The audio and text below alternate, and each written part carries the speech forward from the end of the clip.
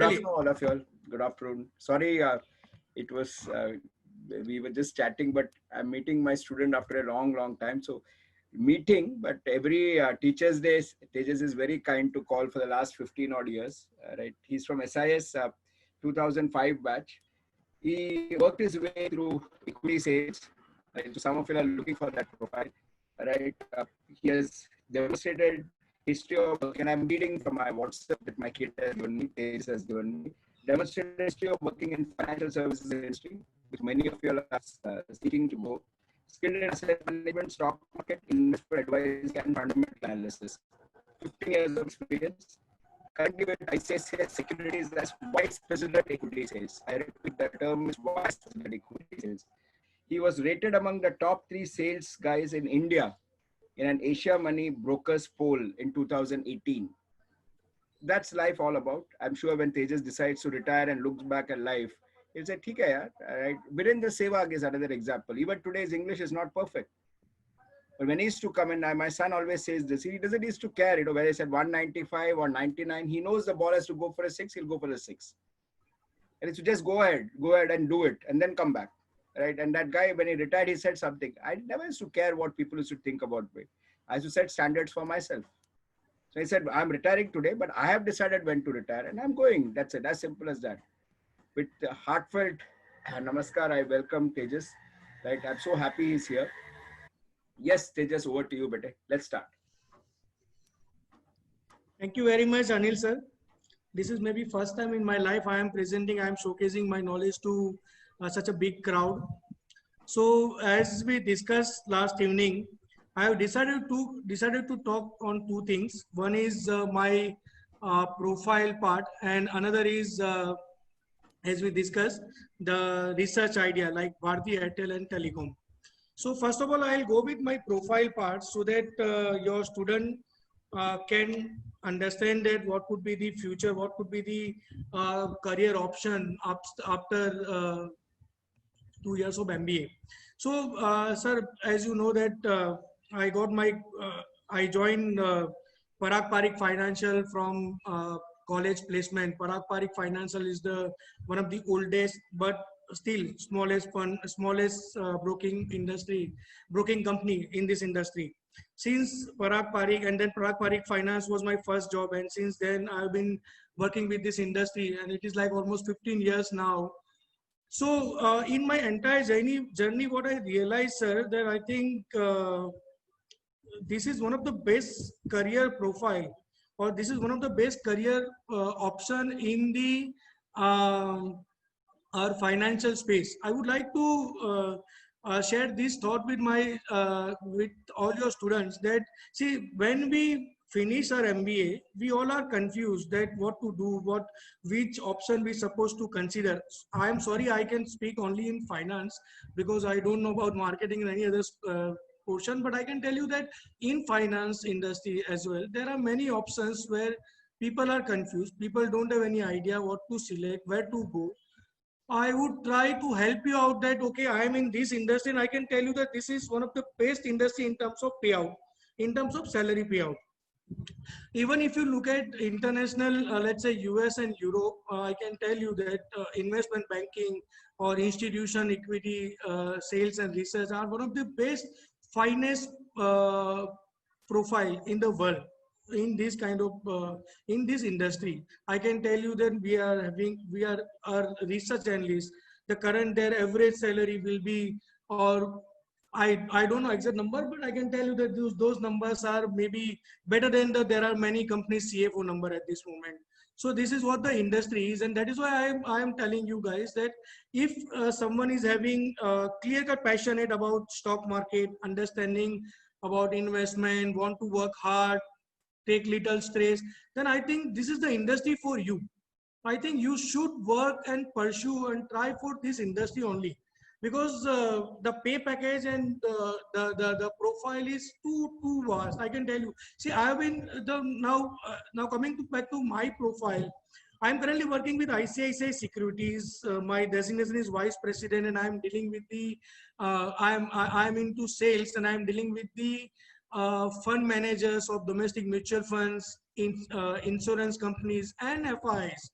So, so our job is that, so in ICICI Securities, we have, there are around 17 lead research analysts who are doing, who are working on different various industries like banking, insurance, to metal, to telecom, to pharma, to digital space and all. And there are around 13, 15 associate analysts are there. So I am saying that in ICICI Securities, we have 30 people team. And my job is to see, as an analyst, you understand or work on one particular sector or one set of companies. As a sales guy, you need to understand, you need to work on almost different kind, almost all kind of sectors and companies. It is your job to understand, to filter your research idea and market it to your counterparts. And mind you, my counterparts are the most seniors, fund managers, research analysts, fund managers of foreign FIs. And in this kind of scenario, when you talk to them, you have to be quite polished. You have to understand the overall industry, business, fundamental about the company, everything up to the mark, right? And after, when you work on, when you have this kind of research team, research work, you have to work on such numbers and such thing to market. So this is what I discuss about the my profile. Even in this profile, there is one more option which I think you should also look at it. There is one option is called investment banking. So in investment banking, their job is to, you know, that there are many corporates, there are very many companies which are maybe looking for raising funds and looking for funds, or maybe funds for business requirement or acquisition or maybe debt payment and all. So these guys, the role of this investment banker is to talk to these kind of corporate, convince them for considering primary market, maybe IPO or maybe QIP or maybe private equity investment. So this is another one kind of career option I am telling you. The another one career option is the fund manager and the research analyst at buy side. So basically, in our industry, there are two parts. We say ourselves sell side, because we sell our research ideas to the our counterpart, and similarly the our counterpart are called buy side, because they buy ideas from us. Whenever we share any investment idea to them, any business update to them, if they like, they buy shares or sell shares from our team. So I mean to say, by this we get a brokerage. So this is how business, the whole ecosystem works.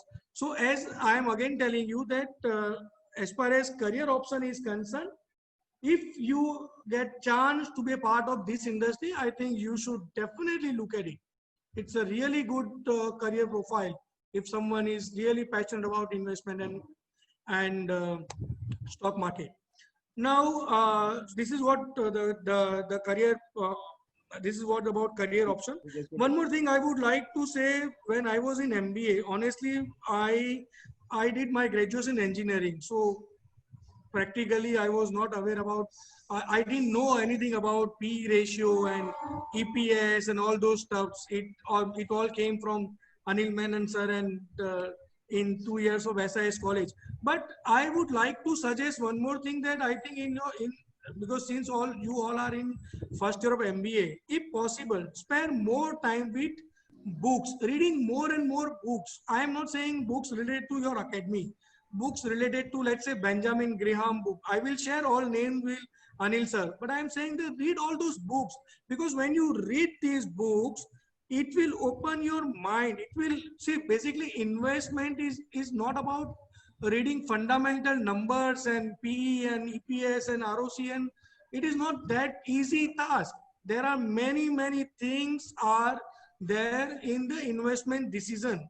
And I am saying, for that decision, I think you all must to spare good time in reading good books.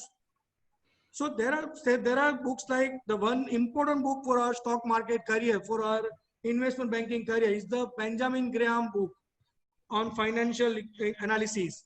Then there are books like, I have collected few books just to show to you the Michael Porter model on market and on basically on marketing side, but this is also very important because they have shared all the corporate examples there. One more book I think we should supposed to look at is a small cap book, small cap investors. So this is again very important book to how to identify, how to find out small cap companies, how to do research there. And one more book which I would like to showcase is Inside the Investment of Warren Buffett. This is very famous book of Warren Buffett. See there we can see many books are there in a library, but maybe this kind of book may not be available there, but this is very important and famous book of Warren Buffett. And the one book which I am reading right now, which I would like to showcase is Bezonomics. This is again one of the best book which I have read in last maybe many months, because this book is completely on Jeff Bezos' AI technology, how Amazon is working right now, how they are expanding. It is very, very interesting book. I think, guys, this industry, the overall our business, our overall country, everything is going to shift to the digital space. And just read this book, how Jeff Bezos is working towards one of the largest, one of the biggest investment in AI side. What Tesla is doing in their automotive side, that the same way Amazon is doing in this AI implementation in the business. I think see, maybe this is some off topic, but I'm saying I would like to share here that this will be very helpful to you, because I think you should see basically what happened that Anil Menon sir will explain you, well, will teach you about the numbers, but how to utilize these numbers, where to implement this number, which idea you're supposed to look at. I think the whole the maturity in your decision may come only after reading such books. It will not come from our the college life. So, but finance is a very good option. So, summarizing in the next 3-4 minutes, what the respected speaker has said is finance a good option. You should love this profession, right? You can work on the buy side of business. Buy side of business is asset management, right? It is very, very useful, right? If you want to get on the buy side of the business, you can also look at the sell side of business, right? And you can excel yourself in that. Incidentally, Tejas Saab is, right, he's excelled in that field, right? So that is one area. You could also consider investment banking, which is mergers and acquisition, project finance, debt syndication, etc. I promise I'll also get you somebody from Syscoms itself who has built a business and sold it. So we'll have a guest speaker coming and talking about build to sell business models also. What is most important is you can learn theory. This is again the second time the speaker is coming and saying that you can learn theory, you can read Prasanna Chandra, you can attend Menon sir's lectures and all that. But what is extremely critical is how do you apply it? And that is where immediately I started noting down the names. So some very good books recommended by my honorable colleague, right? Bezonomics, I immediately noted it down, right? Colleagues, please read books beyond what is there in the library, beyond what is there in the textbook. With that, I withdraw and I request the respected speaker to please continue. So guys, here I am going to present so how we market investment idea to our investors, right? And I think, see, maybe थोड़ा bumper होगा आपके लिए, but honestly this is the way we market. Maybe you guys are studying right now, maybe for you it will be little difficult to grab it, but I am saying that this is the way you have to market ideas to the fund managers and your counterpart. But so I would like to market the, let's say it's a kind of case study where I am showcasing you at this moment that how I discuss with my clients about the business, I discuss about the idea, investment idea. So nowadays I discuss, I market Bharti Airtel as an investment idea to my client. Okay, and we all study all investment. We are learning investment in our MBA classes, right? That we have to look at company based on PE and ROC and EV by beta and all those stuffs and debt equity and all those numbers. But when you come to real life, guys, investment in stock is something, and it's completely difficult task actually. It is not at all academic understanding, academic knowledge. You need to have clear-cut maturity to understand the business and the profile of the management.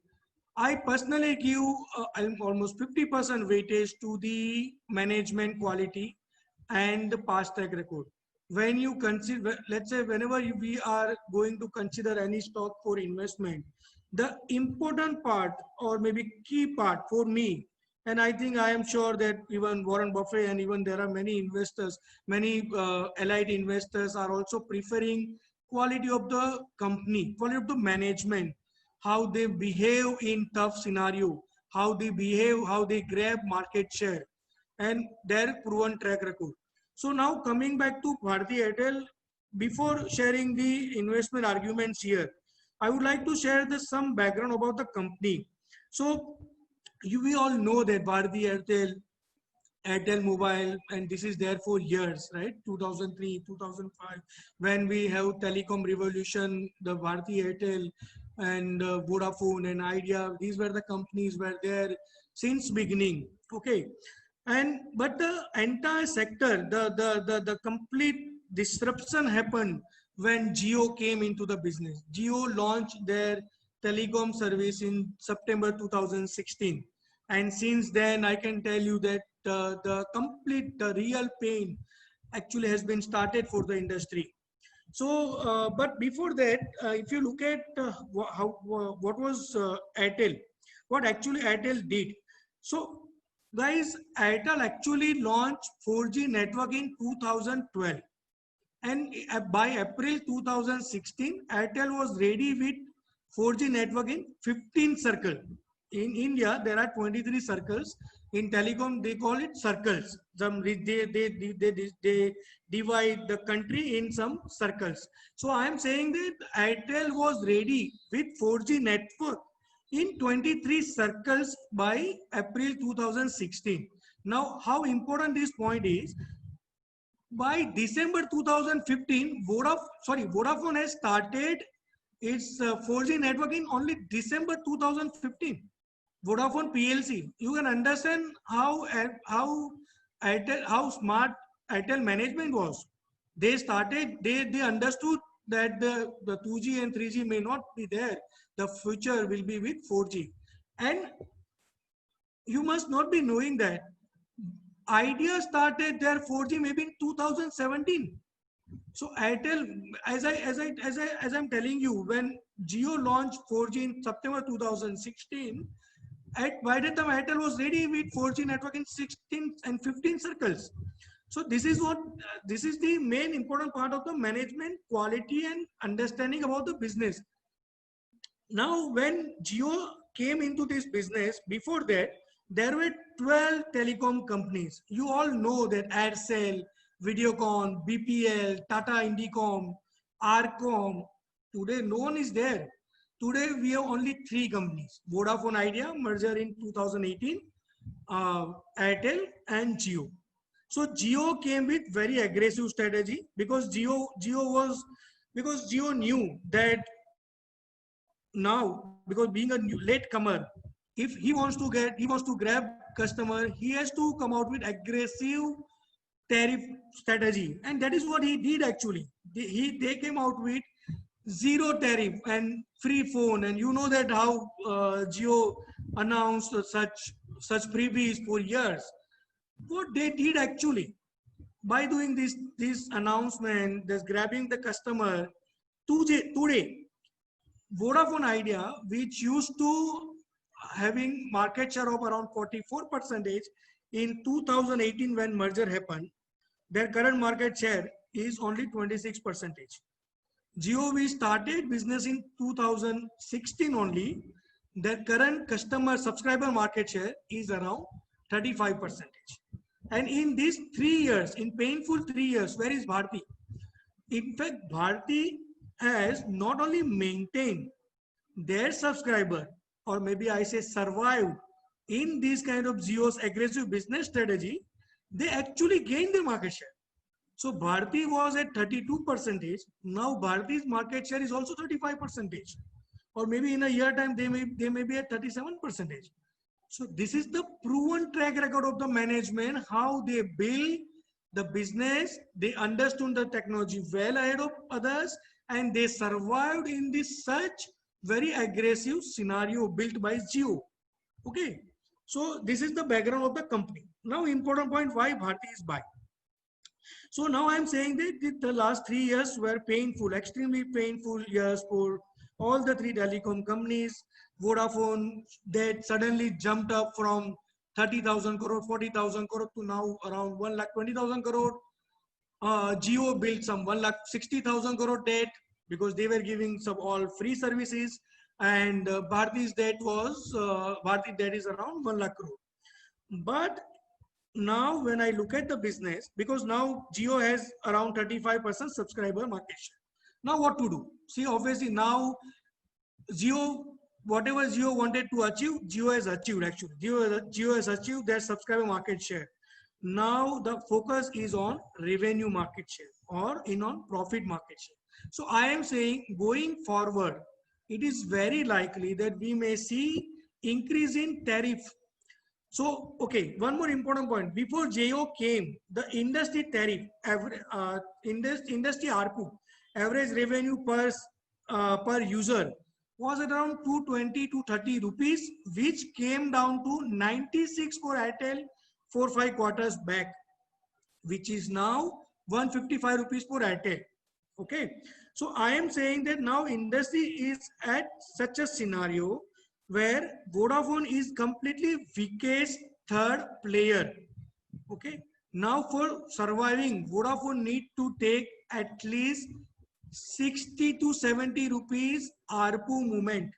And I am telling you, if this has to be there, otherwise Vodafone will completely shut. And as Anil sir highlighted what we discussed last evening, then see, Vodafone is currently having 30 crore subscriber in India. Okay, so when we close, when Vodafone shut the business, just imagine Bharti and Jio, they are not having that kind of network at this moment to service another or additional 30 crore subscriber at this moment. So we may see blackout, network blackout in India. Okay, that is one important point. Second point, Absolutely brilliant point. Absolutely brilliant point. Second point. One sec, but Yeah. this we didn't discuss yesterday. So this, I think we should hand it over to the respected speaker. So this can create a catastrophe. So I think this is the killer, right? This is the killer statement. So before we continue, the telecom industry is decided by ARPU, right? ARPU is average revenue per user. Tejas will assume that you kids know that, right? But as a teacher, I should be careful. So all of Cheryl may know that, Anaga may know, Subbu may know that, but I want all the kids to know two very important terms. MOU is minutes of usage. ARPU is average revenue per user. So what drives the telecom industry? So you're doing very well, Tejas, but absolutely good.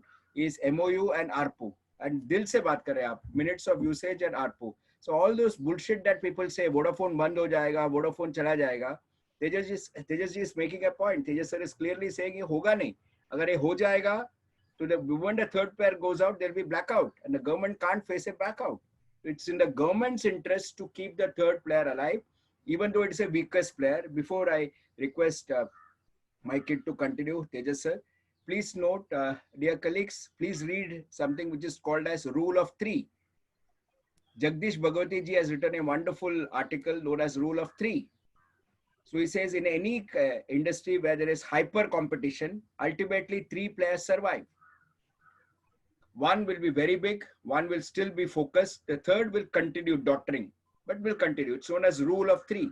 So I'll put it on the chat box, Rule of Three. And here we are ruling, we have not understood one very important thing, and I will pull back again. I'll keep saying this in between. I'm listening very intently. Is the role of BSNL and MTNL, what is happening. But we will discuss that a bit later. So please understand, very important summary. Vodafone will continue because government cannot afford blackouts. Extremely good. Media will not say this, but this has come from somebody who has analyzed the industry. Back to you, sir.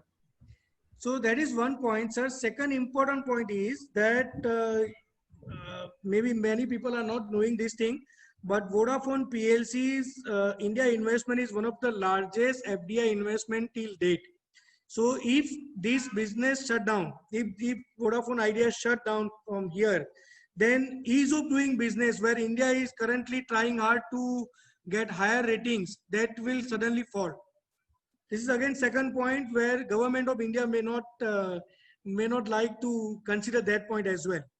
And third important and most important point is, when you have three-player industry, the ecosystem will survive. See, in the telecom industry, is not about Airtel and Jio and Vodafone. It's about equipment suppliers like say 5G equipment suppliers, like say I forgot the name of the companies, but Huawei, Nokia, and all those companies are there. So when you have two players industry, it means you have completely monopoly situation.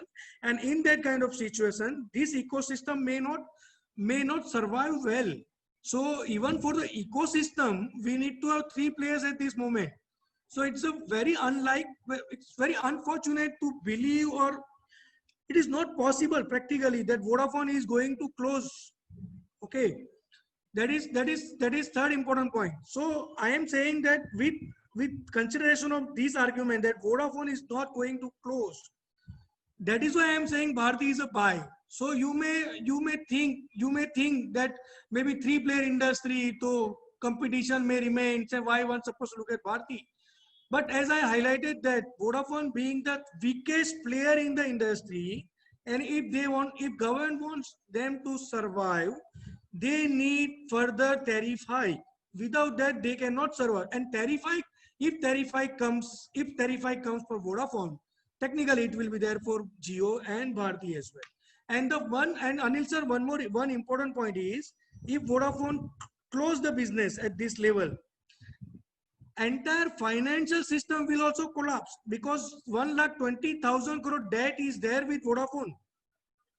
Who will bear? Because already we are in the troubles time.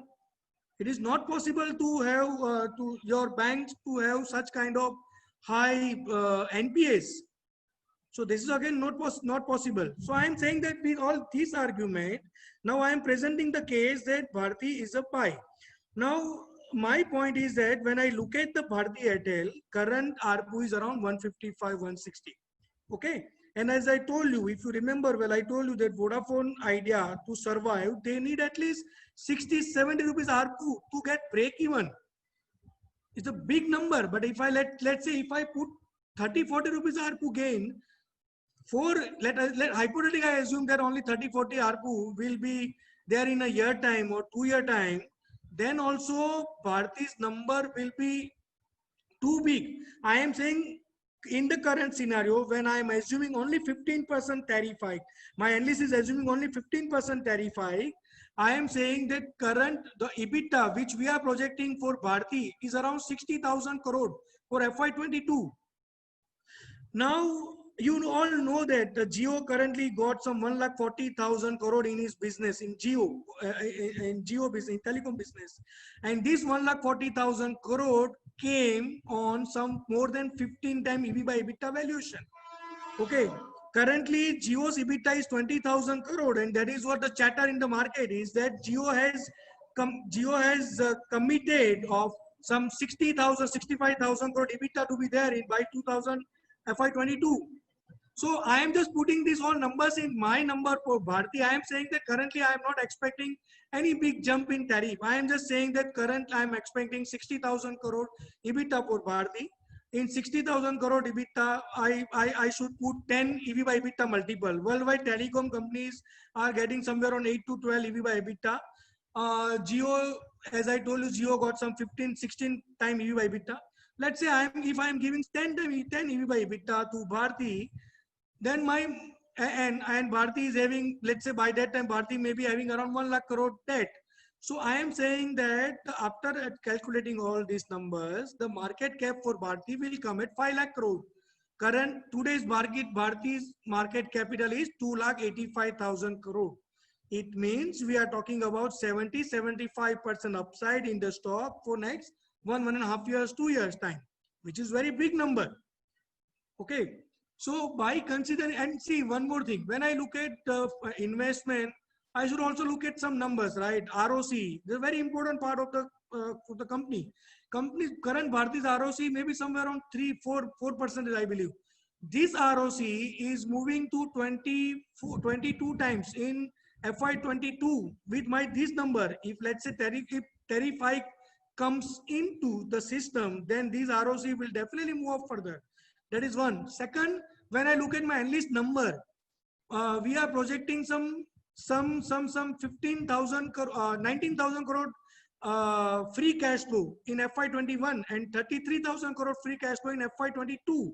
I am saying just imagine 33,000 crore free cash flow on market capital of 2,85,000 crore. So your free cash flow yield, which is one of the best way to understand or track the company, is around more than 10, which is big number to have. So I am saying that when you look at, see, as I told you, that promoter capability, there is no doubt about promoter capability, as they survived all the worst time. Okay, we have all the proven track record. And then I am talking about the future. I am saying that because of Vodafone Idea's weakest part in the business, the tariff hike has to be there. And if tariff hike comes, then these kind of numbers will be there. Our job is to predict right numbers, right, for the companies. And I am saying if we are bang on projecting numbers for the company, then I think our investment return will definitely earn good money for us. And that's why I'm saying that Bharti is definitely a buy at this level. Yeah, Anil sir.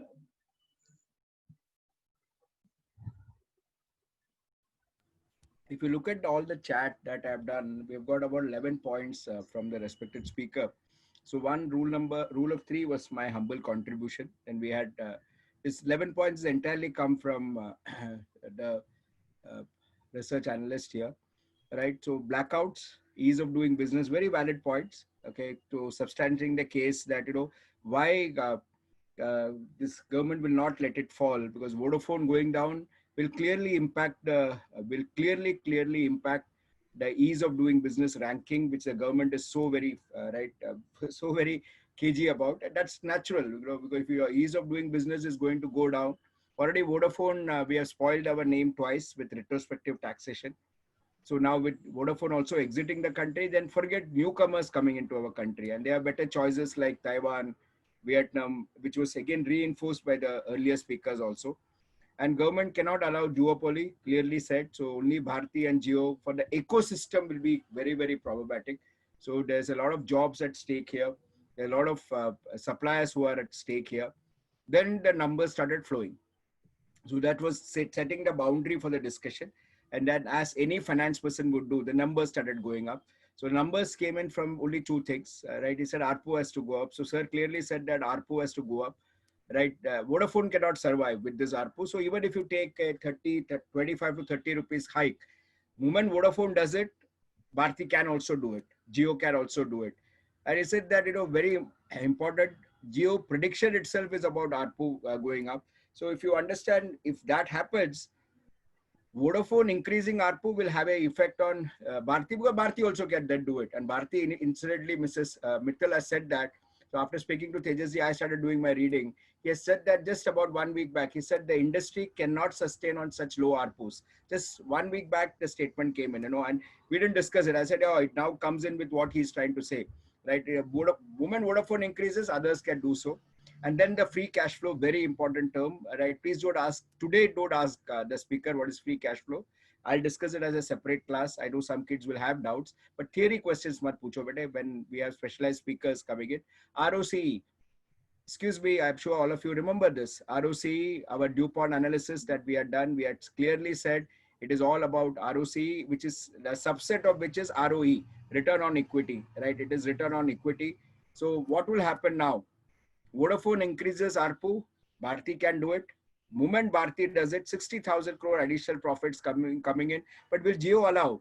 The answer is yes, Jio also will allow, because Jio also has predicted that they will increase ARPU once Indians get very comfortable with paying a bit more. It's just a bit more. We are ready to pay, and we are now consuming data like anything.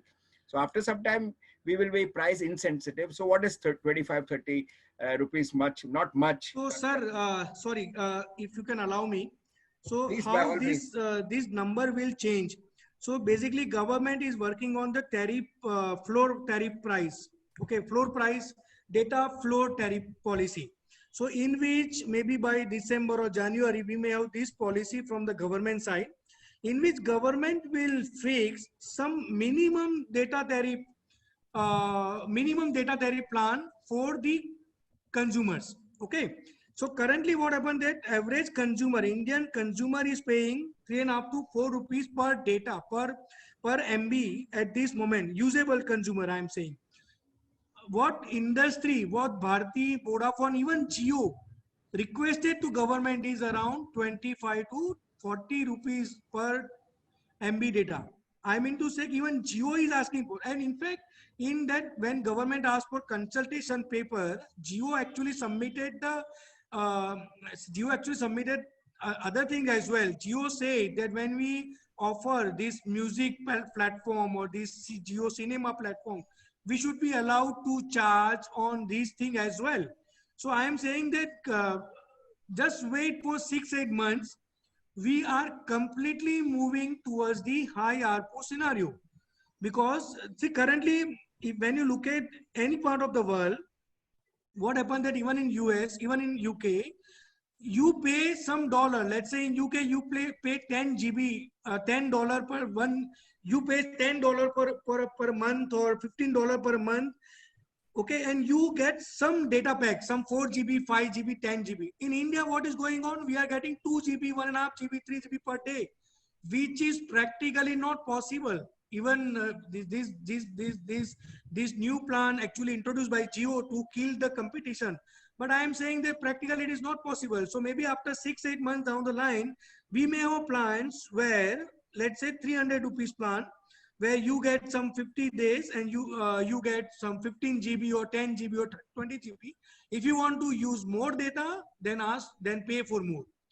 This plan of 1.5 GB or 2 GB or 3 GB per day will be completed, exited, will not be there.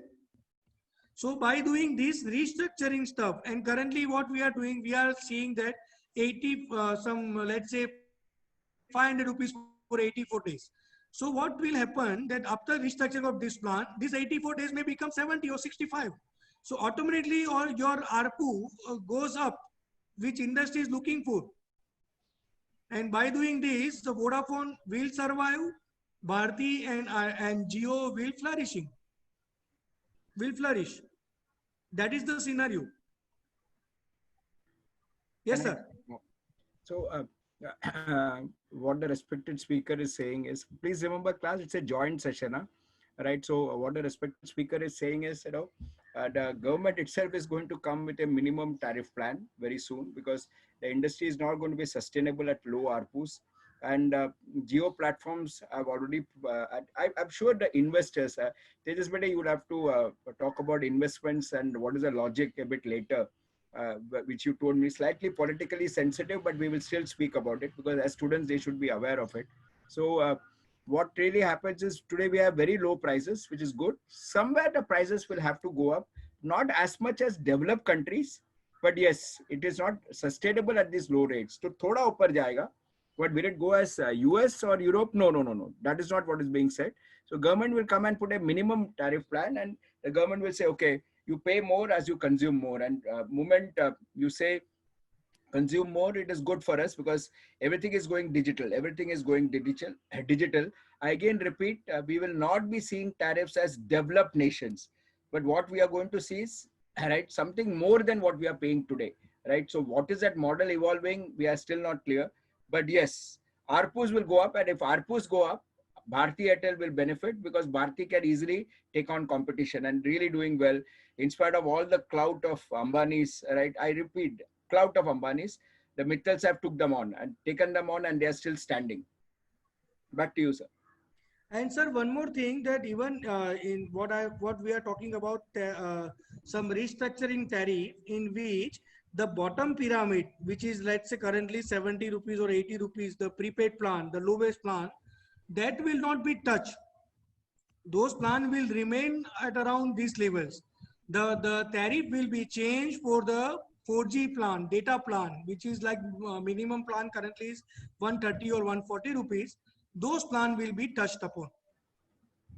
So the bottom tariffs will remain the same because that is what is the masses wanting it. But then if you go for high consumption, then right, the tariffs is expected to go up, right? So basically it will go up for people who are price insensitive, For price sensitive people, the same tariffs will continue. That's again one more big controversy in the industry.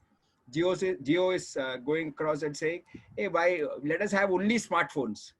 Why do you have feature phones? You know, the feature phones is gone, right?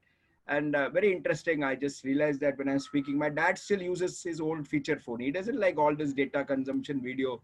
He uses a phone as a phone, and he still has a phone which is, you know, that old feature phone, right? Now the industry, Vodafone and Bharti is saying, no, no, no, no, no, right? Don't remove feature phones because there's so many people who are using feature phones. Not everybody is using a smartphone. So that's again one very interesting discussion that's happening in the industry. So point to be noted, the bottom tariffs will remain the same. So affordability for the masses would remain the same because telecom now has become roti, kapda, makan or data. So now that is the way it is going now. Roti, kapda, makan or data. So you can't remove that data part because it's become an integral part of everybody's life. Look around. You will see even, and I'm proud to say that, you will even see your maid servants using it, your liftmen using it. And I'm proud. I'm very happy that they are using it, which is where I will now add one more point and then request sir to speak.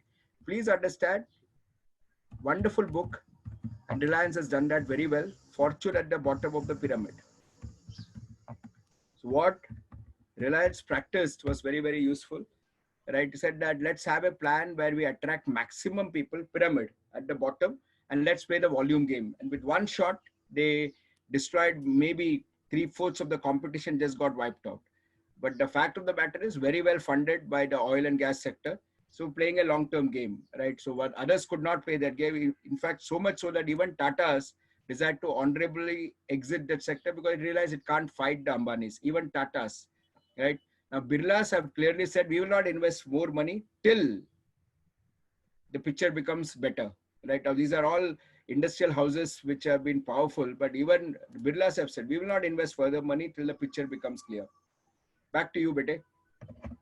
So one last point, just want to highlight you that in case of Geo, we all have read in newspapers that there are some 1,40,000, 1,30,000 crore amount came, the biggest amount from Facebook and then Atlantic, and then there are many private equities guys and many guys came into the business. So what industry chatter is, what we understand from the sources is that I think they have been committed for some fixed IRR here. So as we all know that in US, the system is flux of money, right? Their interest rate is around 1%, 1.5%. So these guys are getting good money there. And for them, if I'm even, if let's say being Zero, if I'm offering them 9% or 10% IRR, then also it is good arbitrage for me. And I think it looks like that is the case here happening here. So I mean to say that there are two things. One, obviously, that's a new rumor in the market that was in newspaper as well, that Jio is looking to list themselves in US market. That is one point. And second point is Jio is very much confident that they earn around 65,000 crore EBITDA by FY22 in next 1.5 year from 20,000 crore of current run rate. So see, when you do reverse calculation, how you get three times EBITDA, it is not possible without getting proper tariff hike, because in Jio's business currently, no other business is capable to generate such high EBITDA at this moment. So I mean to say that it is very likely and it is highly possible that maybe in next, because due to Corona it's not happening right now, but maybe in 6 months we may see the further tariff hike for the consumer, and that will be there not for Bharti, or no, sorry, not for saving Vodafone, but that will be for maybe Jio's better listing. So that is possible in coming days. But anyway, so my net point was that whatever, let's say whatever Jio is going to do, or let's say whatever Vodafone is going to face, in both the condition, the clear beneficiary is the Bharti Airtel. And that is why, as I started my discussion saying that I would like to market Bharti Airtel at this moment in this kind of market scenario. That's it. So some very good useful points. We started with looking at Vodafone. Then from Vodafone, we moved to Jio. The same analogy started applying. So we went with a logic. Okay, the logic is Vodafone should be saved. And that same logic, we came to Jio and said, yeah, is it about saving Vodafone, or is it to ensure that Jio has a very good listing in the United States? Right. Anyway, let's not talk about that, is what the respected speaker says. And Tejas sir says that forget both. Either way, it is good for Bharti Airtel. Either way, it is good for Bharti Airtel. That is why I'm putting up a buy. So now I hope you understand what is a practical way of putting a sales pitch. It is a sales pitch to a client, and we are talking about sales pitch to high net worth individuals, QIBs, qualified institutional buyers, FIIs. So they will not take some shit. You have to tell them. So now this guy on the other side, the buy side will say, "Okay, this makes sense. Now let me go back to my Excel model and start feeding in numbers and see what will happen to free cash flow. Is Bharti really going to be good enough?" Right? And frankly, if you ask me, if you are very good, you don't need to go back to Excel also. You can do rough of the envelope calculation and say, this is good at this price. Having said this, extremely critical, very useful point which came in, and I was also thinking about it after yesterday's conversation, and I'll give it to sir again to speak. Sir was talking about, is it debt or is it equity which has come camouflaged as debt? And then I started, I didn't say anything. So we had a very big chat during Teachers Day, and I think I thank that, my kid has been calling me every time on Teachers Day, because this session would not have happened but for that call. I'll be very honest with you. So you have what is called as a buyback clause in equity. So typically what happens is, let me explain this to all of you all. Once you invest in equity, you can always say, Tejas, I'm investing in your company, sir. And please understand, I'm investing in your company, right? Please note, after 3 years now, you have to buy the shares. It's called as right of first refusal. And that's typically happens in the private equity space. I'll type it out here. I will not put a number to this because this is a point that I want to add beyond what sir said. Sir, Right? I would like to add one correction here. So here there must be two conditions. One, either you list your company in US market, whatever they discuss, or buy back shares after 3 years. So now Geo has to choose one option out of these two. So obviously they will go for listing. So when any thank you, Bete. When any investor invests, there are three ways they can exit. There are three ways they can exit. One is, as sir said, is right of first refusal, the promoters buying back the shares. Second way they can exit is sale to strategic investors. For example, that's exactly what happened in the Flipkart's case. SoftBank sold to Walmart. So that is the second way you can exit, sale to strategic investors. Third way you exit is, right, so there are three routes, right, as the esteemed colleague said, is by making what is called as an IPO. An IPO basically means an initial public offer. So the investors are saying, thank you very much, we are exiting. So we are offering the shares to the public. And that's exactly what happened when Goldman Sachs offered their investment in Facebook shares to the public, and Facebook got listed. So maybe you're looking at Geo, right? Geo said that we will list in United States. So how will Geo list in United States? Simple. Facebook will offer their shares, their investment in Geo, to the investors in US, and Geo gets listed on NASDAQ or NYSE. And incidentally, as I would tell you, NASDAQ and NYSE actually fight with each other to get good business platforms. So I'm sure, right, Mr. Mukesh Ambani's son is now talking to one of those exchanges saying, you decide what are the better terms you can give me for us to list. And they are good business people. They will negotiate every single thing. This is called as IPO. So three ways you can exit. One is either buyback by the promoters, which looks unlikely in this case. Why? Because promoters have already said that we have diluted the stake, not that he does not have money, but the commitment looks like, right, sale to other investors maybe, may not happen. That will happen in Flipkart's case, which you have seen normally happens in private companies. Oh, in this case, it makes sense here because everything is tying up. IPO, yeah, right? And that is where I will take this as point number 26 from the speaker, right? Where listing on US stock exchanges. But why are we talking all this? We are talking all this because if Geo has to list on US stock exchanges, they'll have to show higher EBITDA. If they have to show higher EBITDA, they have to increase ARPUs. If they have to show a higher ARPUs, oh my God, Bharti will be the likely beneficiary. Can you see the connect? Oh my God. What is the PE of Bharti? Now, some of you will ask, PE kya hai? Aram se bete, we'll do it. We'll do it. And I'm so happy to see the attendance today also. God bless you all. Right? So we normally have this attendance. Normally about 90% of the kids turn up. And that's the beauty of SSCOBs. Okay. Some are not because they're still doing their internships. Right. So please understand, PE is price to earning. But we'll talk about PE and PEG a bit later. Right. We'll do that in a separate class. So wonderful statement again. Vodafone, Geo, beneficiary Bharti Airtel. Sir, some more. Sir, here PE will not be applicable because the debt portion is high. In case of Bharti, so we have to look at it on EV by EBITDA. Because in telecom, normally debt portion is high. So you may not have clear picture. So that is why we supposed to go with EV by EBITDA, because when we do EV by EBITDA, we get clear picture from the world that how other companies are getting valuation and what kind of valuation we supposed to give to Bharti. So one more very important point, right? And now we're talking hardcore valuation. P may not work here because P is very good if you're looking at an equity standpoint. Wonderful pointer. But telecom companies, huge debt. I think I should make that as point number 9. Telecom sector is huge debt. So here we'll have to look at something known as enterprise value, which is taking into account equity and debt. So the point, right, that sir is saying is, let us look at EV by EBITDA. And what we do is we look at international, huge debt, I'm sorry, right?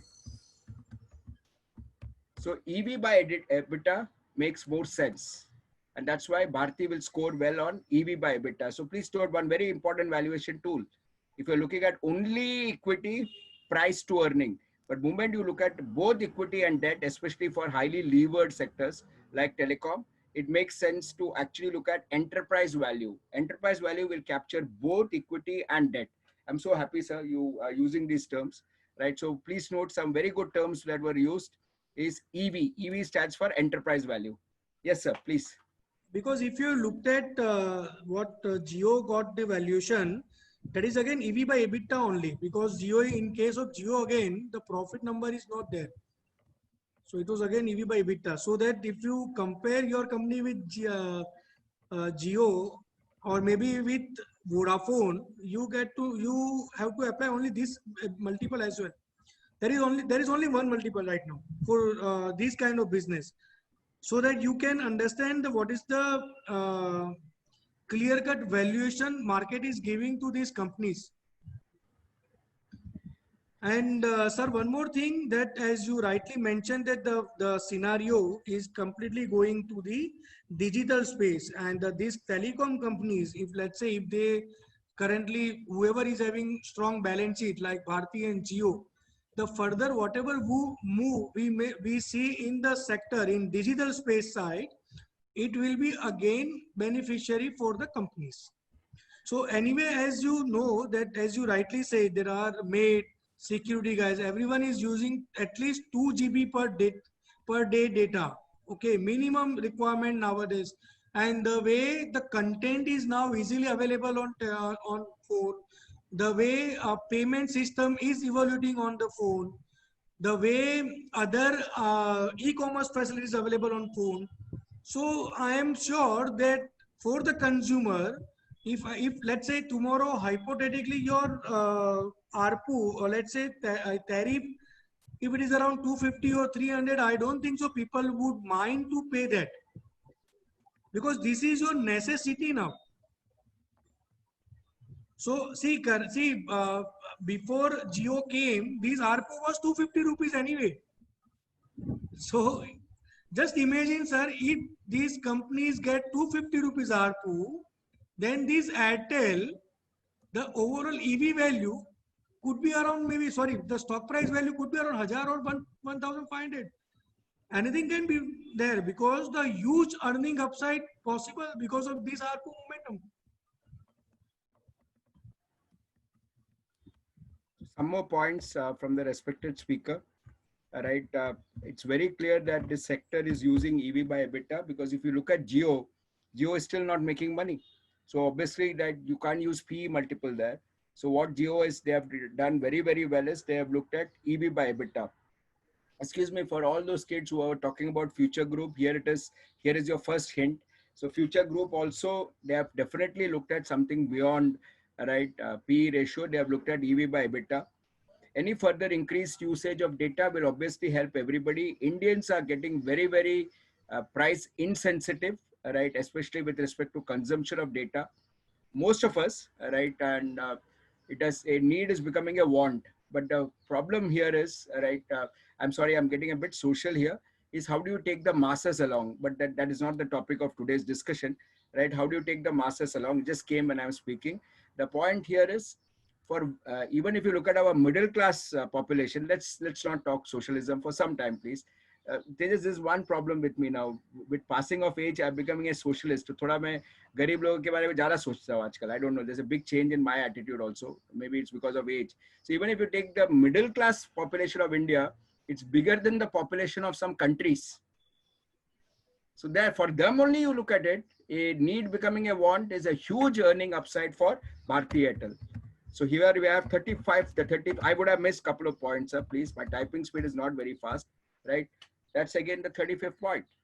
Please put your questions on the Q&A format. Humble request, please. But Tejas, can you see the second question, please? Yes, churn rate for telecom players in India is also increasing. How will this impact the players? Wow, what a question! What a question! Churn rate is an old user leaving and going across. See, but these are very specialist speakers. They will not explain.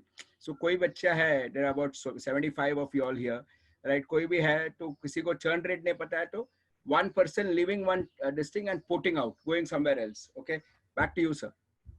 So in simple terms, जो mobile portability हम बोलते हैं ना कि मेरा number Vodafone से निकाल के मैं एयरटेल में लेके जा रहा हूँ, ये एयरटेल से निकल जियो, that is churn. That is basically churn rate. Basically, you are churning into the onto the system.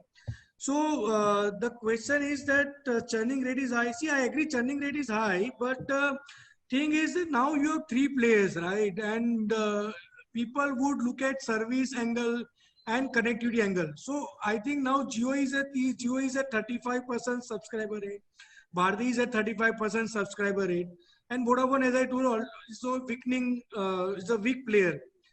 Now the scenario, the industry is at the stage where I don't think so churning rate will have any negative impact on the business. See, I give the one finest example here. When you look at almost a year back, Jio came out with some plan on in particular for postpaid customers. Okay, see, I can tell you currently when you look at Bharti Airtel, around 25% of revenue coming from the postpaid customers in case of Bharti Airtel, and around 15% revenue coming from the postpaid customer for Vodafone Idea. For Jio, that number is hardly 2 to 3%. Okay, so a year back, Jio came out with some very attractive plans to grab those all postpaid customers from Vodafone or Airtel.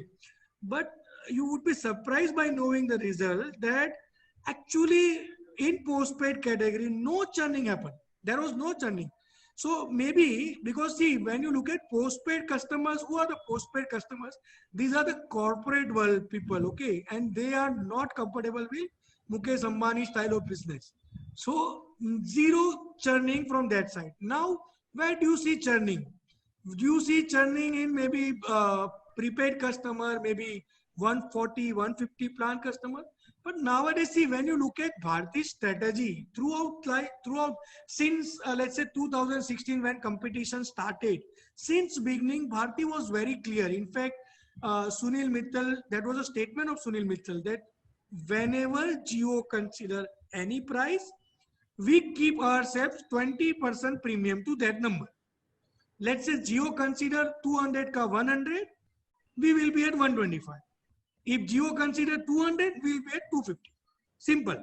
That was 240. So the strategy is very clear from Airtel side.